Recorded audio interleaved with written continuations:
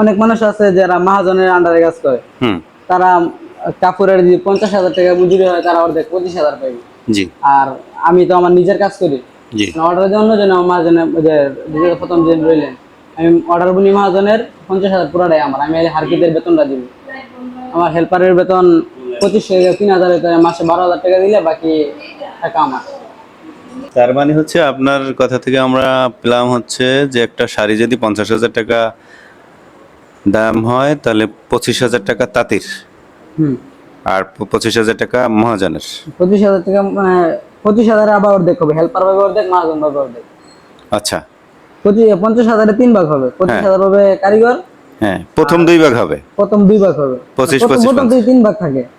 যে আচ্ছা 25,000 পাইব যে কারিগর, আমি পাবো 25,000, হুম হুম। আর আমার হেল্পার পাবে 12,000 বা 13,000, আচ্ছা সময় একটু দিন একটু বেশি জায়গা, জি। আর মহাজন পাবে বাকিটা।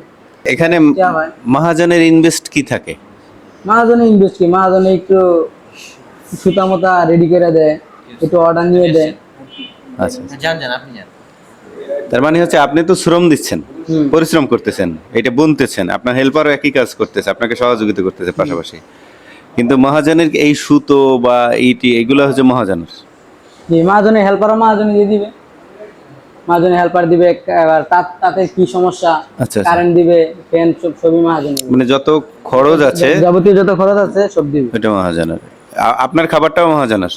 না, আমি আপনারটা নিজের না, কাজ করি, আমার শুধু হেল্পারের নিজের। খাবারটা কেউই মনে করে যে যতজন দেখতেছেন কেউই মহাজনের না খাওয়ান, খাওয়া না, শুধু হেল্পারের খাওয়া? শুধু হেল্পারেরও না, যারা নতুন আসে আর কি, যারা নতুন যারা আসে নতুন আসে 1-2 বছর একেবারে ইয়া করে। নতুন 1-2 বার তারা মহাজনের না খায়, ও আচ্ছা, সপ্তাহে একটা খরচ দেয়।